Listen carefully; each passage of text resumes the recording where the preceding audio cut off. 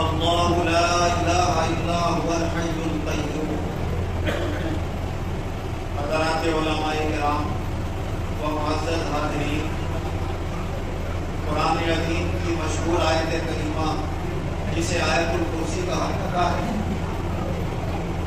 اس کے شروع کے یہ کلمات میں نے آپ کے سامنے تلاوت کیے، جس میں اللہ تبارک و تعالی فرما رہا ہے کہ اللہ کی وہ ذات ہے جس کے سوا کوئی معبود نہیں، وہ ہمیشہ سے زندہ ہے اور ہمیشہ زندہ رہے گا، اس کی صفت ہمیشہ قائم رہنے والی ہے۔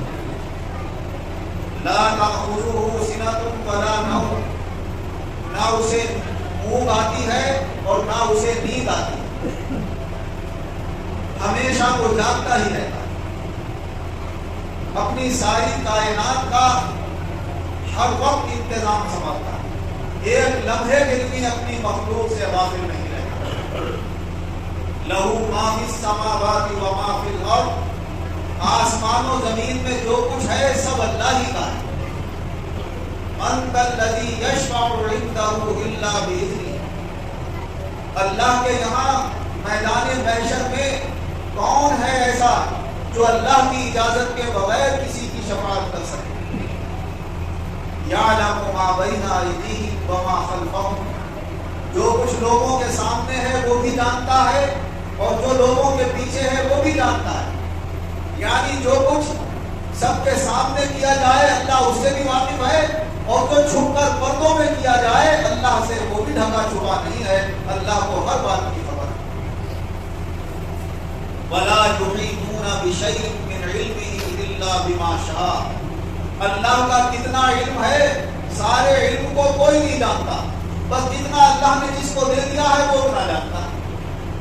وَسِعَ كُرْسِيُّهُ السَّمَاوَاتِ وَالْأَرْضَ، اس کی کرسی یعنی اس کا قبضہ اور اس کی قدرت اور اس کی حکومت آسمان و زمین تمام چیزوں کو اپنے احاطے اور گھیرے میں لیے ہوئے ہے، کسی شے کی حکومت اس سے باہر نہیں۔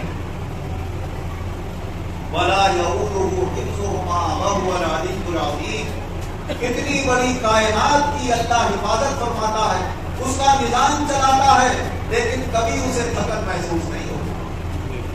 اللہ تبارک و تعالی اپنی مخلوق اور اپنے بندوں سے ہٹ کر اپنے صفات اس آیت میں اپنے بندوں کو بتا رہا ہے۔ یہی اس آیت کا آخری حصہ، اس کے اوپر ہم غور کریں کہ کوئی کتنا ہی طاقتور ہو، اگر اسے کسی بڑے کام کی ذمہ داری دے دی جائے اور وہ اس کام کو کرتا رہے تو 4 گھنٹے میں، 8 گھنٹے میں، 10 گھنٹے میں، 2 دن میں تھکن محسوس کرنے لگتا ہے، آرام چاہیے اسے۔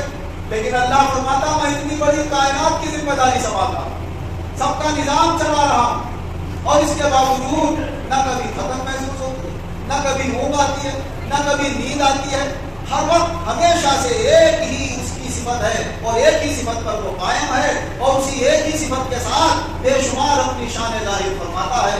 کل یوم ہوا فی شان، ہر دن اس کی قدرت کا ایک نیا نمونہ سامنے آتا ہے اور ہر شان کا نیا جلوہ دیکھنے کو ملتا ہے۔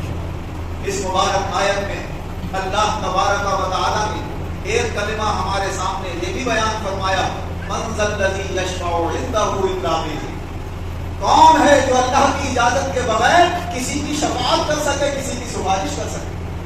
اور حافظ قرآن کے بارے میں اللہ تعالیٰ نے یہ اجازت دے کہ اے حافظ قرآن، تو اگر قرآن اور حدیث کے مطابق عمل کرتا رہے گا، اپنا ایمان قائم رکھے گا، تو جنت میں جائے گا ہی اور جنت کے اونچے مقامات حاصل کرے گا۔ اللہ تعالیٰ فرمائے گا ایک ایک آیت پڑھتا جا اور بلندیاں اور مرتبے حاصل کرتا چلا جائے، اور ایک مرتبے سے دوسرے مرتبے کا فاصلہ اتنا ہے جتنا زمین سے آسمان کا فاصلہ۔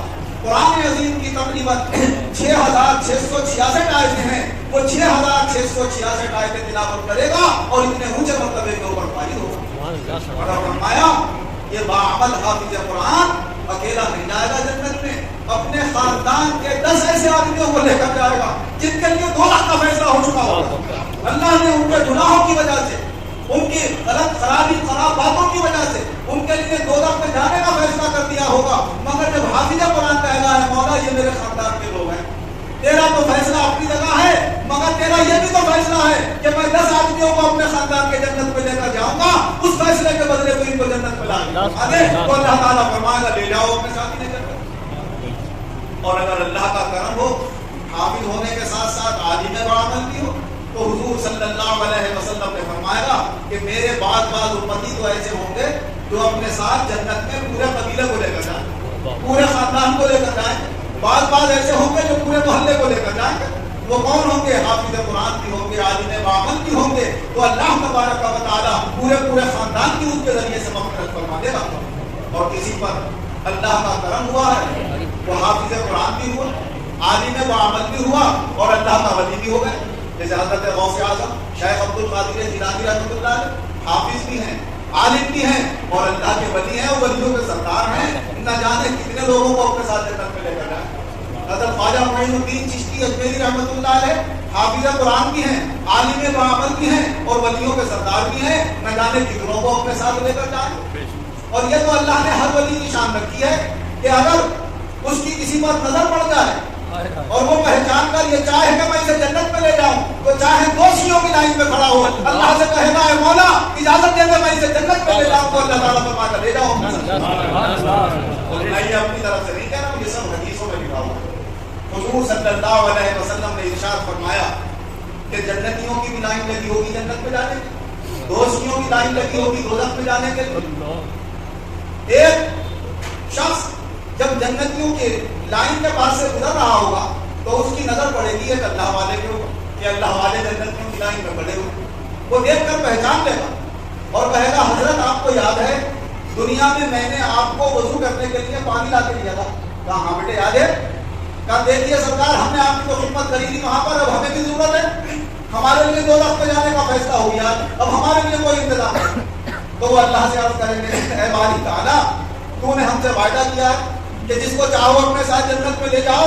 اس بندے نے ہماری خدمت کری ہے, اجازت دے دے کہ میں اسے اپنے ساتھ جنت میں لے جاؤں. تو اللہ تعالیٰ فرمائے گا لے جاؤ اپنے ساتھ. تو یہ ہے اولیاء کرام کی خدمت. آج لوگوں نے نہ جانے کیا کیا باتیں پھیلانا شروع کر دی. جو اصلی قرآن و حدیث کی باتیں ہیں انہیں بس سے پھٹ ڈالا جا رہا ہے اور نئی نئی باتیں پیدا کی جاتی. ارے بھائی خود عمل کرو, اپنا عمل کام آئے گا. وہاں پر عمل کام آ رہا ہے یا بزرگوں کی خدمت کام آ رہی ہے. اپنے ماں باپ کی خدمت کرو گے تو وہ بھی کام آئے گی, اللہ کے نیک بندوں کی خدمت کرو گے وہ بھی کام آئے گی, حافظ اور عالم کی خدمت کرو گے وہ بھی کام آئے گی, اور تمہاری عبادتیں بھی کام آئے گی. اللہ تعالیٰ کسی کی محنت کو ضائع اور بیکار نہیں کرتا. ان اللہ لا یضیع اجر المحسنین. اللہ تعالیٰ خلوص کے ساتھ نیک عمل کرنے والے کا کوئی عمل بیکار نہیں کرتا ہے. اس نے جو کسی کی خدمت کی ہے اللہ اسے بھی قبول فرماتا ہے, اور جو اس نے عبادت کی ہے اللہ تعالیٰ اسے بھی قبول فرماتا ہے. اللہ کے یہاں کوئی ظلم نہیں ہوتا. ان اللہ لا یظلم الناس شیئا ولکن الناس انفسهم یظلمون. اللہ کسی کے کسی عمل کو بیکار نہیں کرتا, کسی پہ ظلم نہیں کرتا. لوگ تو اپنی جانوں پر خود ظلم کرتے ہیں.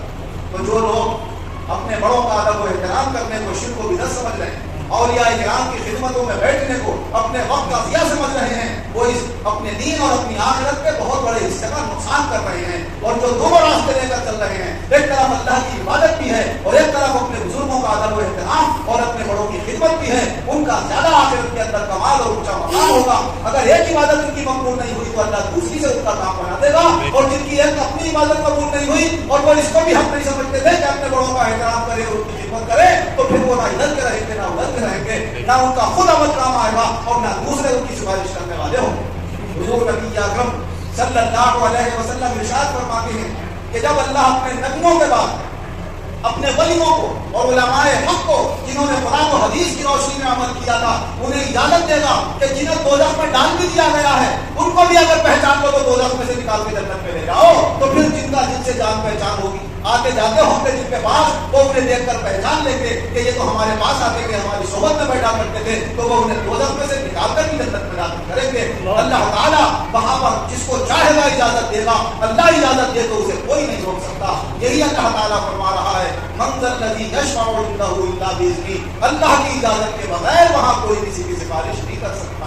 جو لوگ یہ کہتے ہیں کہ شفاعت کوئی کام نہیں آئے گی, اپنے عمل کرو اپنے عمل کرو, وہ یہ آیت کو بھول رہے ہیں, قرآن کا انکار کر رہے ہیں. اللہ فرما رہا ہے کہ شفاعت کام تو آئے گی مگر اس کی کام آئے گی جس کو اللہ اجازت دے دے گا, اور جسے اللہ اجازت نہیں دے گا اس کی کوئی سفارش نہ یہاں کام آنے والی ہے نہ وہاں کام آنے والی. تو یہ قرآن عظیم ہمارے لیے تمام اسباب پیش کرتا ہے. ہماری زندگی کا کوئی گوشہ کوئی پہلو ایسا نہیں ہے کہ جس کو قرآن عظیم کے اندر بیان نہ کر دیا گیا ہو, جس کی تفصیلات حضور صلی اللہ علیہ وسلم نے حدیثوں میں بیان کی اور پھر قرآن و حدیث کی تفصیلات فقہاء کرام نے اپنی کتابوں کے اندر لکھی. ان سب کو سامنے رکھتے ہوئے شاعر نے یہ کلام پیش کیا ہے کہ وہ کون سا گوشہ ہے حیات بشری کا, وہ کون سا گوشہ ہے حیات بشری کا, احسان نہیں جس پہ رسول عربی کا. حضور صلی اللہ علیہ وسلم نے انسانی زندگی کے ہر پہلو کے لیے ایک سبق چھوڑ رکھا ہے. اب کمی ہماری ہے, ہم قرآن و حدیث کے یہ اسباب سننا ہی نہیں چاہتے, ان اسباب کو یاد رکھ کے اس کے مطابق زندگی گزارنا ہی نہیں چاہتے. ہم نے اپنے اوقات دوسرے خراب کاموں کے اندر ضائع کرنا شروع کر دیا. موبائل کے اندر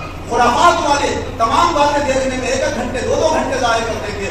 لیکن اگر ہم کسی عالم کے بارے میں سنیں گے کہ ہمارے محلے میں آج وہ آ رہا ہے اور تقریر کرے گا, چاہے وہ کسی بہانے سے ہو, بات تو اللہ اور رسول کی بتائے نا, ڈیجے کے بہانے سے ہو, 40ویں کے بہانے سے ہو, 20ویں کے بہانے سے ہو, شادی کے بعد کوئی تقریر کا پروگرام ہو, تو اپنے سارے خرافاتی کام چھوڑ کر ان محفلوں کے اندر ہمیں جانا چاہیے. ان سے ہمیں 2 فائدے حاصل ہوں گے. ایک تو یہ کہ اگر ہمیں انہوں نے کوئی دین کی بات بتا دی اور اللہ نے اس پر عمل کی توفیق عطا فرما دی تو ہماری آخرت کامیاب ہو جائے گی. اور اگر عمل کی توفیق نہ بھی ملی تو حضور صلی اللہ علیہ وسلم نے فرمایا جس محفل کے اندر اللہ رسول کا ذکر ہوتا ہے وہاں جتنے لوگ موجود ہوتے ہیں اللہ سب کی مغفرت کرتا ہے. اور اس نے کہنے لگے مولا کچھ بندے تیرے ذکر سننے نہیں آتے, وہ تو ویسے کسی اور مقصد سے آ جاتے, جیسے کہیں مٹھائی بٹ رہی ہے تو مٹھائی لینے آ رہے, ڈبل روٹی بٹ رہی ہے تو بہت سے لوگ اس یاد سے آ گئے, تراویح چاہیں کہیں اور پڑی آ کر یہاں پر بیٹھ جائے تو بھائی ہمیں بھی حصہ مل جائے گا.